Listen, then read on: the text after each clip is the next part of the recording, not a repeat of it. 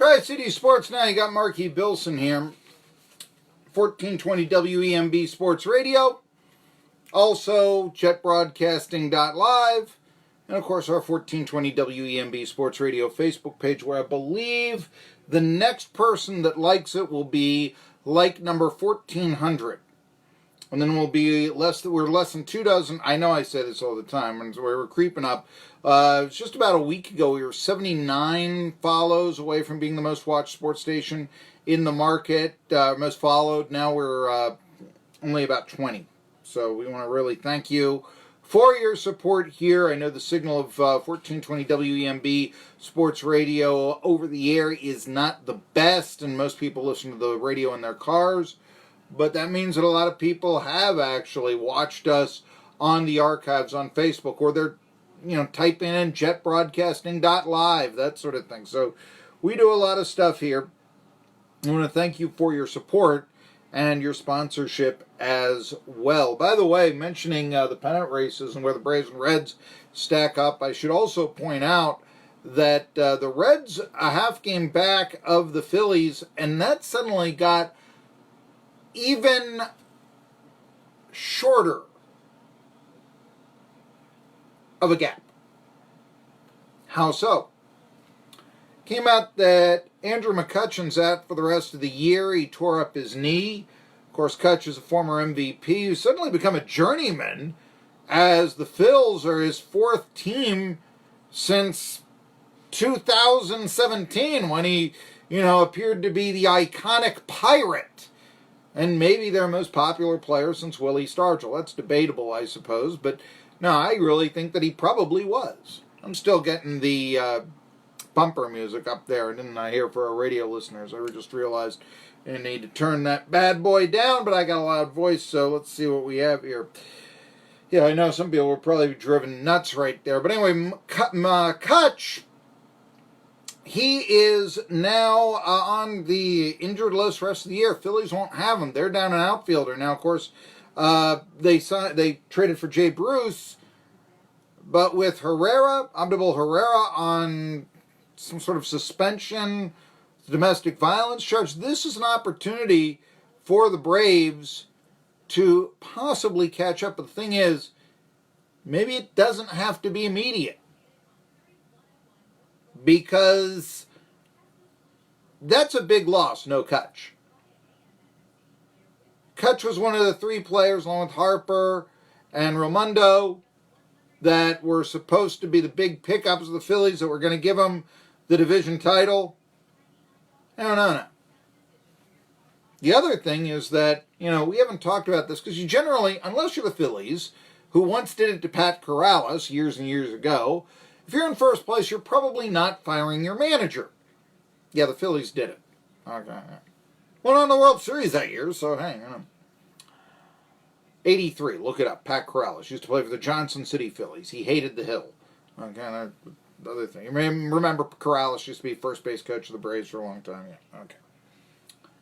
Anyway, I don't think that's going to happen with Gabe Kapler, but if he can't keep the Phils in first place without McCutchen, the long knives are really going to come out for him. Because, when I talk to Josh Brown at 1:30, knock home a nation, and generally speaking, we always have that let's make fun of something about the Phillies segment. And they're in first place, yet you can make fun of them. Now I think they're down to no likable players. Now that Kutch is out, they have no likable players whatsoever.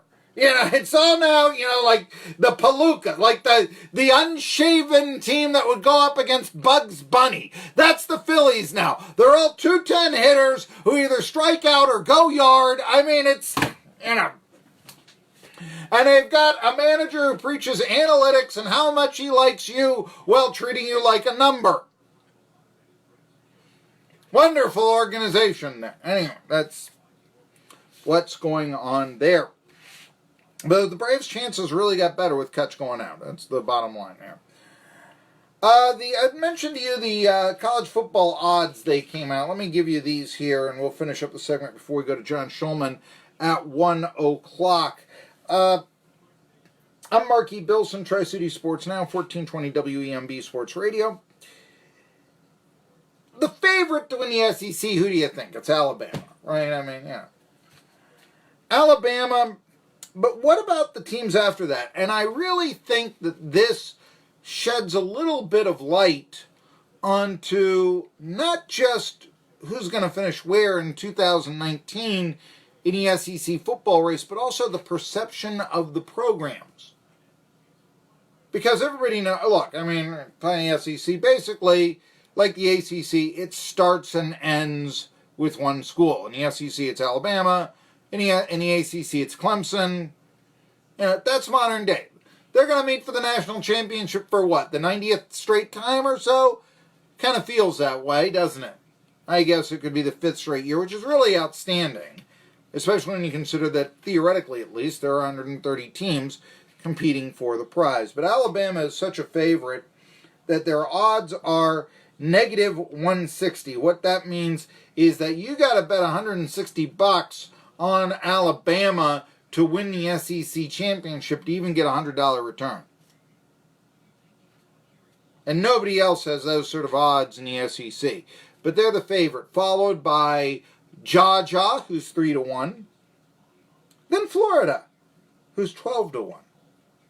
LSU Tigers are 12-1. I'm surprised about this. Who do you think is the 5th? I mean, you know, you think powerhouses, Alabama, Georgia, Florida, LSU. Who do you think now? Tennessee! No, get out of here, Homer. What about Auburn? No, not Auburn. A&M? No, not A&M. Mississippi State. That's the 5th ranked team. Now that's very intriguing. And remember, Tennessee plays the Bulldogs this year. Mississippi State 23-1, but that's the 5th best odds you're going to find in the SEC to win the conference this year. And it's followed by Kentucky, who hasn't won it outright since 1950 at 27-1. That's the same as Texas A&M. Now that's very surprising. Missouri is ineligible for the SEC championship game due to NCAA sanctions.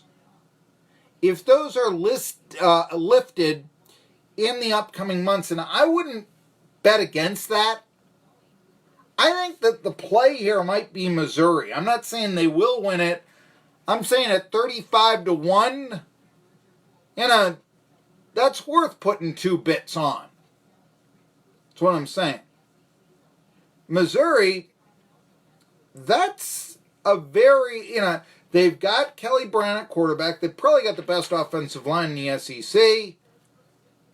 They've won since coming to the SEC, a couple of division titles. Missouri, that's somebody to keep your eye on.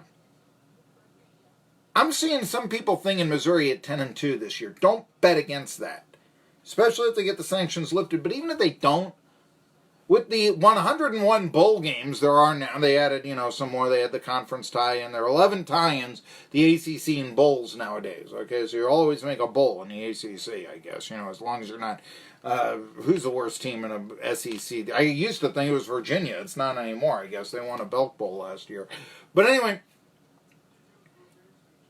look at Missouri. That could be a sleeper team, in my opinion. South Carolina and Tennessee. Remember, I tell you these two programs are absolutely linked. And I know I had 2016 Tommy Suggs on here. No, I don't see that. But I'm telling you, in the perception, that's about the same, South Carolina and Tennessee these days. It's not 1998 anymore. You got to understand that. So, you look where the players are from, but South Carolina has to fight with Clemson as well as anybody else for the in-state players, And so then they go down to Georgia and Florida and try to recruit just like Tennessee does. Okay. South Carolina and Tennessee are both 50-1 to win the SEC this year. Ole Miss, 125-1. Vanderbilt, which hasn't won it ever, 125-1. And then Arkansas. Arkansas is supposed to be the whipping boy. A Chad Morris hire. leaving something to be desired, maybe? I don't know. 250 to 1 ranking. So it's Vegas thinks last place will go to the Arkansas Razorbacks. I'm intrigued by that also because Tennessee, then, we talk about where should they finish, and you look at best case scenario 8-4, but Vegas thinks within their own conference. Now, South Carolina comes to Neyland Stadium, so that would be 51 or 30, 51-51 even Steven, but they would say, okay, based on money lines, Missouri certainly, which I've been telling you about, Kentucky, and also Mississippi State would be thought to be worse teams or better teams, than Tennessee this year. So that would imply a 6-6 record. I'm not sure that would be enough for Jeremy Pruitt to avoid the aspersions that would 6-6, and certainly the long knives would come out for Jared Guarantano at that point. Now, if you're wondering national championship odds, the favorite actually Clemson. Why not? They've won 2 out of the last 3. They got they got Trevor Lawrence coming back. 9-4. Alabama 5-2. They're number 2. Georgia maybe 3-1 to win the SEC, 8-1 to win the national title. Ohio State is 9-1. Oklahoma 16-1. So is Michigan. Then you got Texas at 25-1. Notre Dame 35-1. That's by the way, LSU 28-1. Texas A&M 30-1. You go look at Florida 45-1. Kind of interesting. The national championship odds favor A&M and LSU over Florida, but not the SEC odds. Nebraska. What has Nebraska done? But they're 45-1. Auburn 60-1. Florida State 100-1. Some other schools that maybe Mississippi State 100-1. That's the same as Miami, Penn State, Southern California. Oklahoma State 200-1. Sanford's won a lot in this past decade, but they're 225-1. Virginia Tech 225-1. I mentioned Tennessee, and I told you this yesterday. They're 350-1. So is South Carolina. Virginia is also 350-1.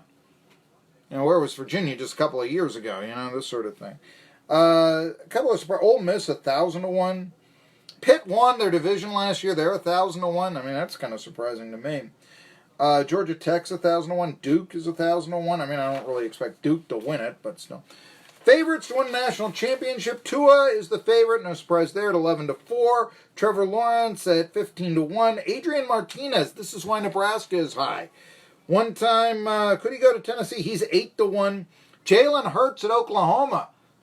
That would be some irony right there. He's 8-1 and tied for third along with Justin Fields of Ohio State, Jalen Hurts, and Adrian Martinez. So those figure to be some of the stars of college football this upcoming year, along with Jonathan Taylor at Wisconsin, Sam Ehringer at Texas, Jake Fromm, the Georgia quarterback, 25-1 to win a Heisman if you're so inclined to bet on it.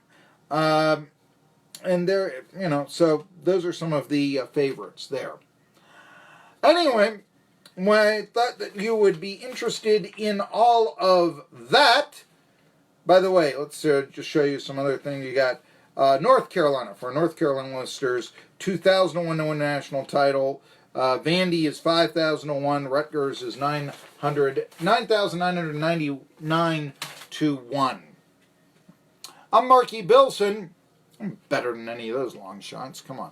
I'm no long shot. And I'm going to talk to John Shulman. I think I've always wanted to here. I can remember going to University I. He was the assistant basketball coach of Joe McPherson. Since then, he's taken a team to the NCAA tournament. He's been on the staff of some legendary ETSU teams. And now he's a head coach over at Alabama Huntsville. For our Unicoi County listeners, yes, Mr. Amy Engel to join me next. It's Tri-Cities Sports Now on 1420 WEMB Sports Radio and jetbroadcasting.live. 1420 WEMB